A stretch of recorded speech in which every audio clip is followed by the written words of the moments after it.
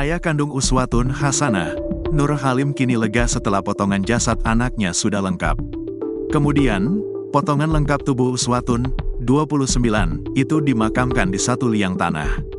Diketahui, Uswatun merupakan korban pembunuhan dan mutilasi yang dilakukan oleh Rohmat Trihartanto. Rohmat sendiri mengakui jika Uswatun adalah kekasih gelapnya. Potongan tubuh bagian kepala dan kaki korban sudah dipulangkan dari RS Bayangkara Kediri dan langsung dimakamkan di tempat pemakaman umum, TPU, Desa Sidodadi, Kecamatan Garum, Kabupaten Blitar, Jawa Timur, Selasa, tanggal 28 Januari tahun 2025. Alhamdulillah, saya sangat berterima kasih atas bantuan pihak kepolisian, termasuk dari Polda Jatim atas bantuannya, sudah mengungkap kasus anak saya yang bernama Uswatun Hasanah, kata Nur Halim. Alhamdulillah, sekarang sudah lega, jenazah anak saya sudah lengkap dan sudah dimakamkan, bersama anggota tubuh lain, lanjut Nur Halim.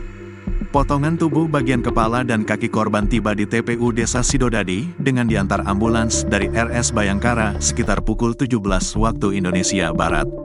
Kepala dan kaki korban langsung dimakamkan bersama anggota tubuh lainnya korban yang sudah dimakamkan terlebih dulu pada Jumat, tanggal 24 Januari tahun 2025, malam. Bagian kepala dan tubuh korban sudah sore datangnya. Begitu tiba, langsung dimakamkan satu lahat dengan tubuh lainnya. Proses pemakaman juga disaksikan keluarga, kata Kepala Desa Sidodadi, Narno. Narno mengatakan, sejak pagi, pemerintah desa membantu keluarga korban berkoordinasi dengan Polda Jatim yang menangani kasus tersebut. Sekitar pukul 13 waktu Indonesia Barat, pemerintah desa mendapat kabar, keluarga diperbolehkan mengambil bagian tubuh korban di RS Bayangkara Kediri. Perwakilan keluarga ditemani perangkat desa pergi menjemput potongan tubuh korban di RS Bayangkara Kediri. Sedang warga menyiapkan proses pemakaman di TPU Desa Sidodadi. Semua diberi kemudahan dan kelancaran, berkat kerjasama semua warga lingkungan di sini. Alhamdulillah, bagian tubuh korban sudah lengkap. Langsung dibawa ke pemakaman. Prosesi pemakaman sesuai syariat, anggota tubuh korban disatukan kembali, ujarnya.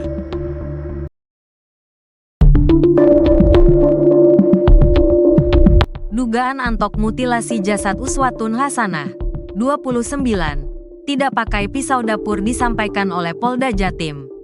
Penyidik Polda Jatim mencium ada kejanggalan terhadap pisau dapur yang disebut antok sebagai alat untuk mutilasi tubuh kekasih atau selingkuhannya, Uswatun Hasanah. Tersangka Rohmat Trihartanto alias Antok, 33, asal Tulungagung menghabisi Uswatun Hasanah di kamar Hotel Kota Kediri pada Senin, tanggal 20 Januari tahun 2025. Jasad Uswatun Hasanah lantas dimasukkan ke dalam koper lalu dibuang di Kabupaten Ngawi dan sisa bagian tubuh lain seperti kepala dibuang di Kabupaten Trenggalek lalu kaki dibuang di Kabupaten Ponorogo. Menurut temuan Lab 4 Polda Jatim, terdapat kejanggalan pada pisau yang dipakai Antok untuk mutilasi korban.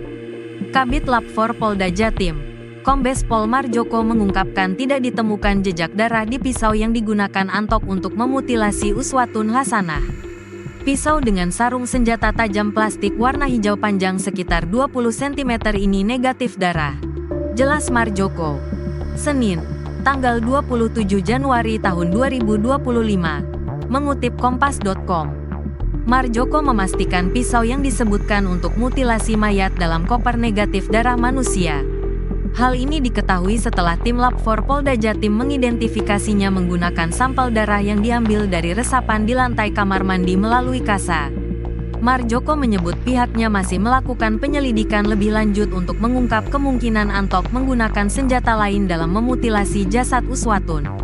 Selain itu, polisi juga akan mendalami apakah pisau tersebut telah dicuci setelah dipakai untuk memutilasi. Jadi kami sudah berupaya memeriksa, mulai dari pisaunya, kemudian sarungnya. Tidak terdapat darah. Namun itu diakui oleh pelaku, dipakai untuk memutilasi, ungkap Marjoko. Yang jelas pada saat kami periksa, tidak terdapat darah, pungkasnya. Fakta selanjutnya, pisau tersebut dibeli Antok dalam perjalanan menuju hotel setelah mengambil koper di rumahnya kawasan Desa Gombal, Kecamatan Pakel, Kabupaten Tulungagung. Pisau itu dibeli Antok di sebuah minimarket, ditemani kerabatnya, MAM. Selama 3,5 jam Antok memutilasi jasad Uswatun menggunakan pisau itu di kamar mandi hotel. Dia memotong pakai pisau hijau. Dia memotong dari sendinya pakai pisau hijau kecil, kata Direskrimum Polda Jatim, Kombes Farman. Senin, tanggal 27 Januari tahun 2025.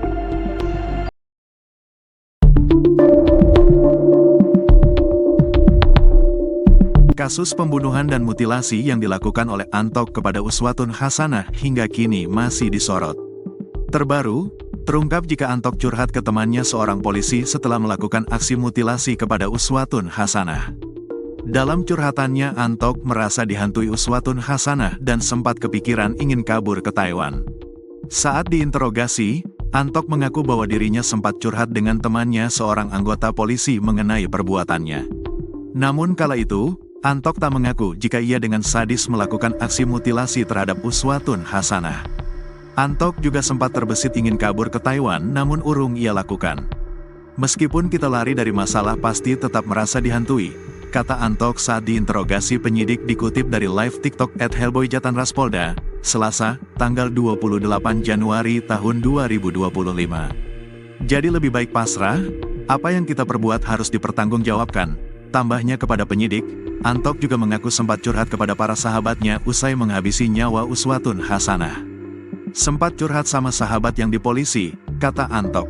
Ia pun mengaku mendapat nasihat agar segera menyelesaikan masalahnya. Setelah curhat itu, katanya ya udah cepet urusin, biar clear, kata dia. Namun rupanya Antok tidak mengaku kepada sahabatnya itu kalau Uswatun Hasanah dimutilasi oleh dirinya.